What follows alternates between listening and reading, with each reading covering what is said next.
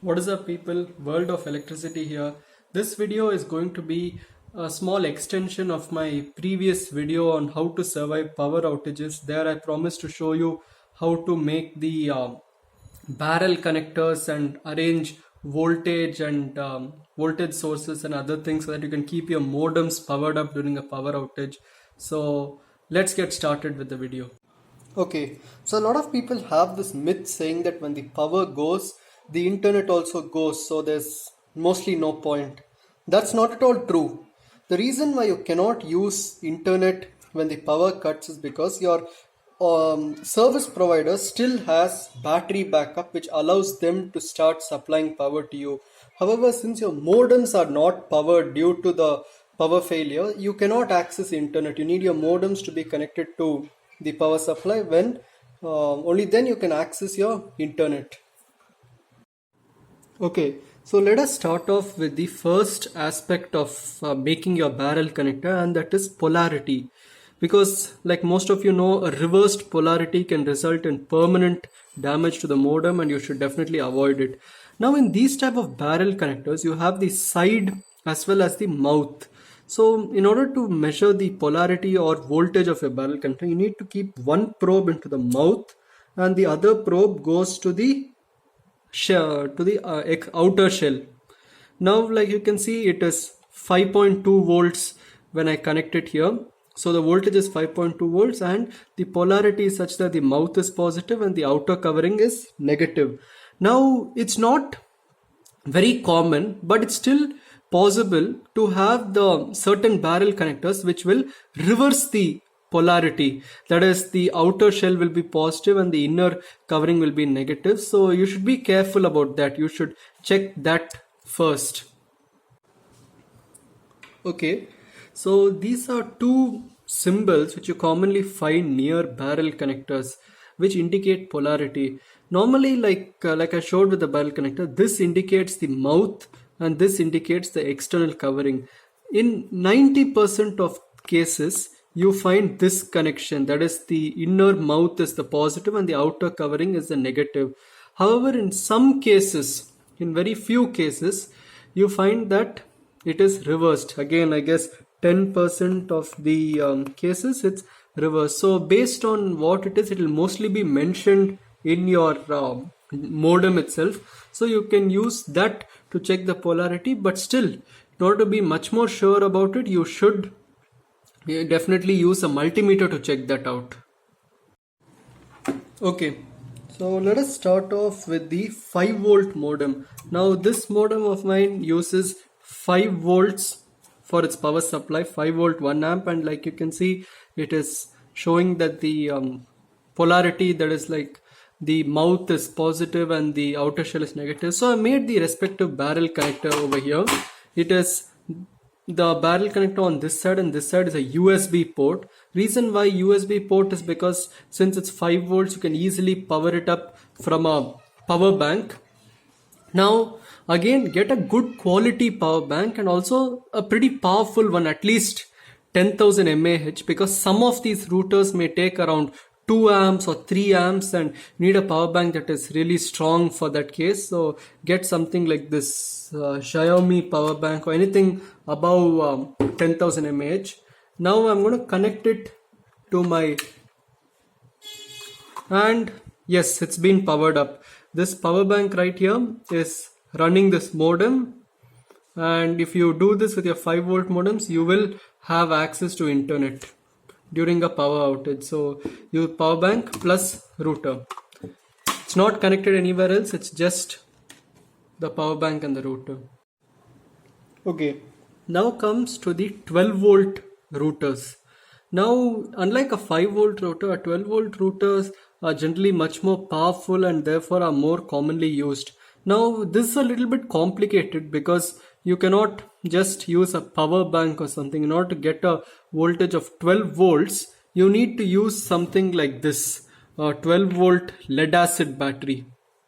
12 volt lead acid battery. So if you're okay with this particular trick, so you can make this type of a barrel connector which has crocodile clips on either ends and this side is a barrel connector. Of course, procedure is the same. You need to make sure that the polarity is correct, and that's how. So you need to connect the barrel connector to your router.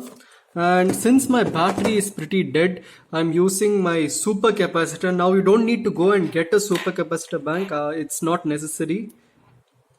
I'm just using it because my battery is kind of dead, but if you have a UPS battery, you can go ahead and use it. So now when I switch on this router, you can see it's powered on.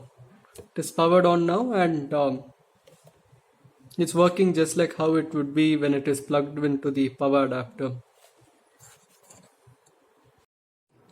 Okay, now that I'm done with the 5 volt and 12 volt methods, a few people might be having this question like what to do with a 9 volt router.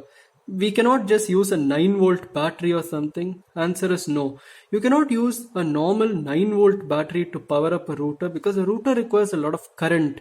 9 volt batteries are meant for devices which consume very low amount of current, for example multimeters or toy remotes and stuff. So we might have this question like how to get a 9 volt power supply if the router requires 9 volts. So the answer for that is get one of this. This is known as a DC to DC buck converter, also known as a DC to DC step down converter. When you you need to provide a high input voltage. It can be perhaps 12 volts or 14 volts, something like that. And on the outside, you can change the amount of voltage you want by turning this potentiometer. Now I'm going to be showing with this particular DC to DC converter. My input supply is 13.4 volts, which you might probably get from any 12 volt battery when it's fully charged. Can even be 12 volts or any voltage above 10 volts for that matter. So now that I've connected that input to this DC to DC step down converter and the multimeter is connected to the output, I'm going to slowly change the voltage reading of this particular DC to DC converter using a knife. Now you need to use a knife or a screwdriver or something because this potentiometer screw is very thin, and slowly reduce the voltage to 9 volts. Doing it on camera.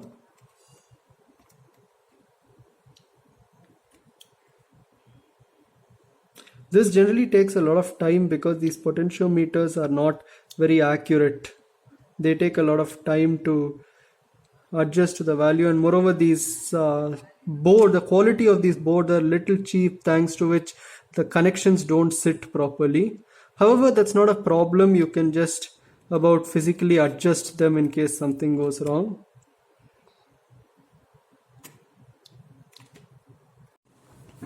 Okay, so I finally got the converter to cooperate with me on this voltage, and now the voltage is set to 9.14 volts by tuning the potentiometer. The input supply is 13.4 volts.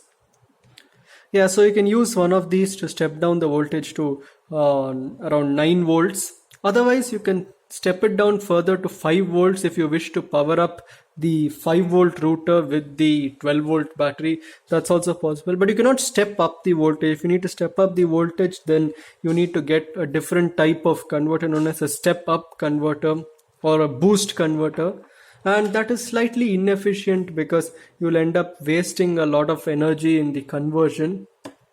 So that's the problem. Try to step down voltages or arrange the right voltage source. Follow these tricks so that you can have internet connection even during the power outage.